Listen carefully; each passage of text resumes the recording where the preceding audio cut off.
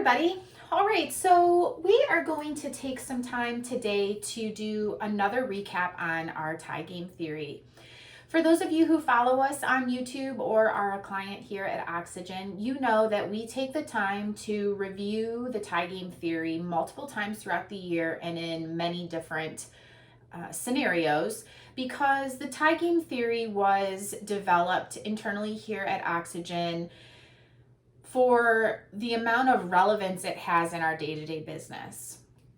When I was coaching basketball a long time ago in my career, I found that coaching young people and teaching them how to lose was one of the more important things that they got out of playing sports. And obviously, for those of us who have played sports, we understand that there's lots of things that we learn and we get out of rather than the fundamentals of the sport that we play in.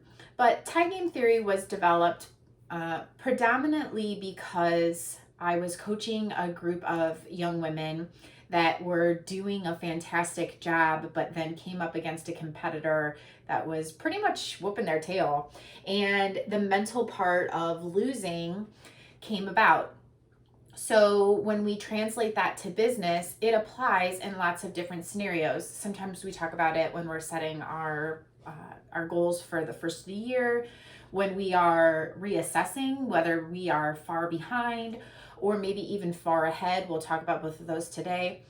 In this instance, I thought that it might make the most sense to revisit or review the tie game theory, because where we live in our part of the country, a lot of the pandemic restrictions on businesses are lifting. So companies are kind of getting back to normal per se. We're back to what we were accustomed to functioning with before all of the restrictions came down.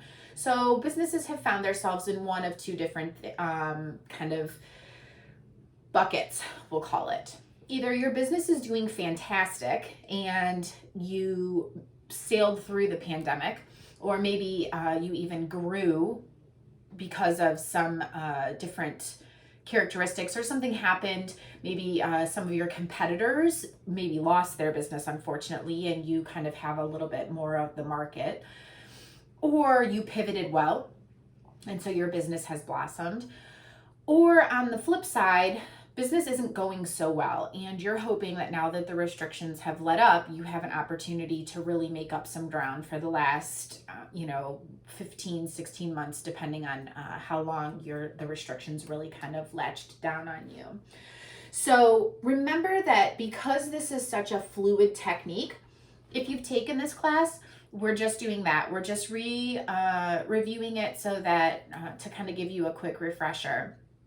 If you're only watching tie game theory, kind of the overview piece on our YouTube channel, take note that this is just another way to put these pieces into effect, and you may be getting to a point where you need to take the whole class, because we're only reviewing the numbers parts in this in the YouTube pieces and not the rest of the theory.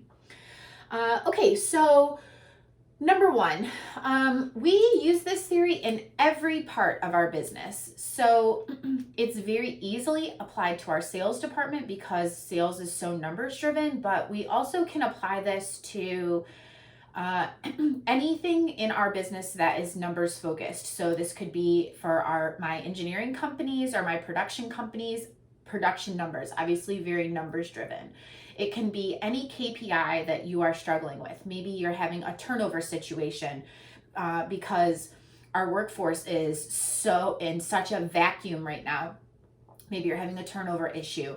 Maybe you're having a budgetary issue and you're trying to get your budget back in check, or anything that is a numbers oriented goal, you can apply tie game theory to, and we'll talk about how to do that.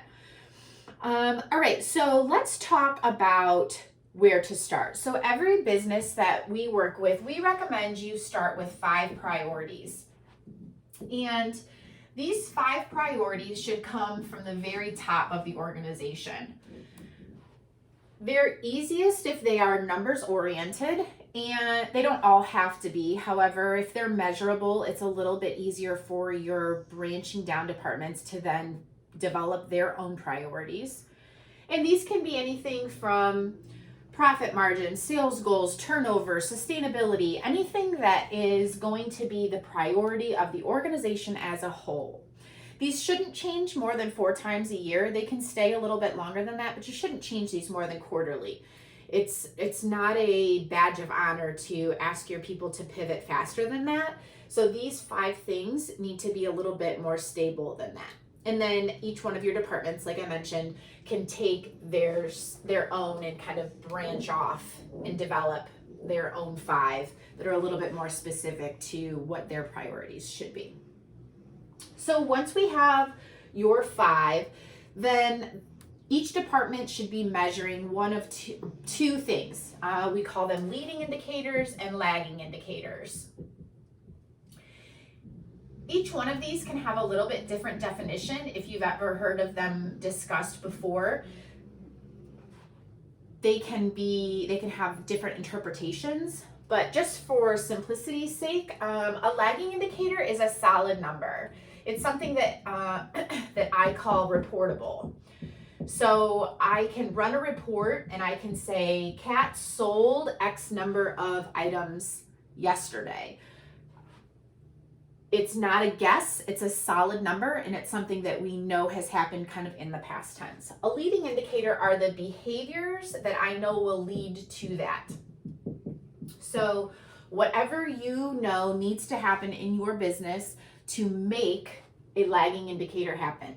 X number of appointments, X number of changeovers in a machine, X number of interviews to find an appropriate candidate.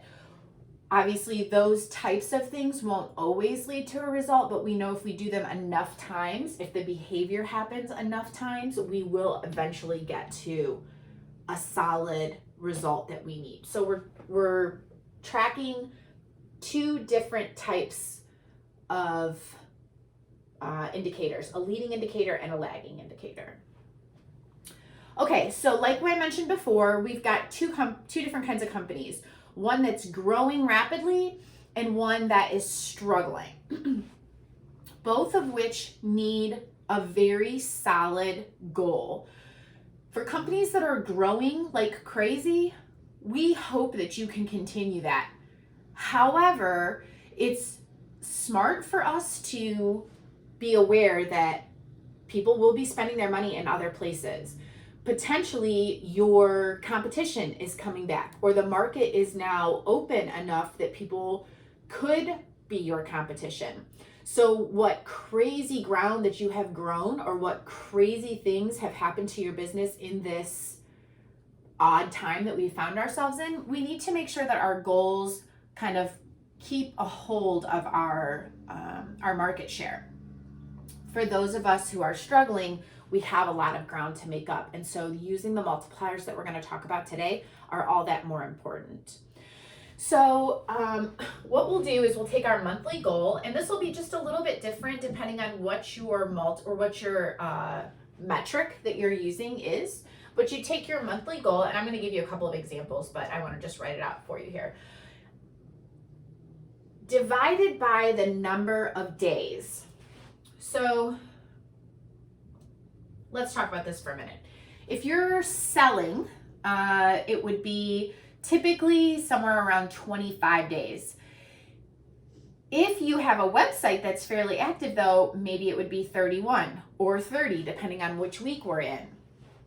If you are in a production situation, maybe you work 3 shifts a day for 30 days. Maybe you only work 3 shifts a day for 6 days. So you have to manipulate this number depending on what your environment looks like. So this is going to be a very important piece to how your formula looks.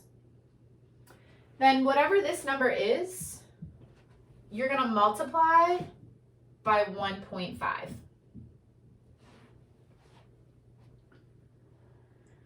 So if you have $1 million goal, and we're going to say 25 days, that would be $40,000 a day. But if we multiply that by 1.5, then we would be looking for $60,000 a day. Now, this could be across your team, it could be one person, just depending on how you're actually manipulating the numbers. If we were looking for 100,000 parts, and we had 30 days in a month, 3 shifts, then we would be dividing by 90 and multiplied out, we would be looking for 1,667 parts per shift. So I will give you the disclaimer that the reason this needs to be a whole company conversation, these priorities need to be a whole company initiative, is that you may need to be a little bit deeper into this conversation. You may need to fall back on some pretty severe lean practices to make sure that 1,600 parts per shift is even possible, and what kind of workflow needs to be in place to be able to make this happen. If it's not, then that's where your whole team comes in and says, okay, this isn't possible, but maybe 1,500 is. And then at what point do you stop production? So this is what the goal is in theory, but in practicality, when do you stop? Because you don't want scrap, which could be another KPI. You don't want to overproduce, and you do want to make sure that your lean practices are in place here. So this leads to a much bigger conversation, and without these 5 priorities in place, you will get lost. You'll get lost very, very quickly. If we start to talk about turnover, which would be my third example, turnover, we're trying to reduce the number rather than boost the number. Obviously, we're trying to get to production as fast as possible. We're trying to get to sales as fast as possible. So we would take production, and while we would still do monthly goal divided by the number of days, we would divide by 1.5. So we get a smaller number. We're not trying to boost a turnover number. We're trying to reduce it. So we would divide by 1.5. If you have questions about that, shoot that over to us and we can help you work through the math. I know that there's lots of people, especially that aren't in my manufacturing clients, that struggle with the math. And so we're happy to work through all of that with you. So this piece is actually very easy and it's very fluid. That's why we use it throughout the year. The most important part of this piece is, like I said, that it is a whole company conversation. Similar to why you train with an organization like Oxygen, you're having the same conversation in all the departments. That's why we encourage you to go through Metanoia, which is our executive training, to go through our Phoenix sales training, to utilize our tie game theory, so that even your customers, as they call in and they talk to the front desk, they talk to receivables and payables, they talk to customer service, sales, engineering, logistics, any piece of the company. First of all, everybody's working towards this inflated goal just a little bit faster. Again, executive priorities. Second of all, everybody's using the same terminology and it's a more cohesive conversation internally in the organization. A lot of companies can't say that, and it will differentiate you from your competition very, very quickly. People are extremely aware of that type of service, especially today in an organization. The last thing that I'll bring up in terms of the tie game theory is to assess your people. And this piece, I think, gets a bad rap because it gets talked about in the wrong capacity. The last piece that we don't talk about at tie game theory when we do these YouTube videos is where you're at in the field. And we assess people both inbound in an organization through hiring, and we assess them while they're internally in an organization, so that your managers can give you the best experience while you're working at a company and so that we can hire and identify people with the best opportunities and keep them happy and keep them in an organization. We talked about turnover a little while ago. Turnover costs organizations so much money in a year, and especially with the workforce shortage that we're all facing, we want to keep our people happy and we want to keep them working. So assessing people for the right behaviors and characteristics that we can is super important. It makes them desire to come to work, it makes them want to work at an optimal level, and it allows them to think freely and contribute in the best way to our organization. So a lot of information here. If there's anything that we can do, please feel free to reach out to one of our coaches. You can reach us on our YouTube channel, obviously. You can also reach us on any of our social media channels, Facebook, LinkedIn, Instagram, or on our website at oxygencoachinggroup.com.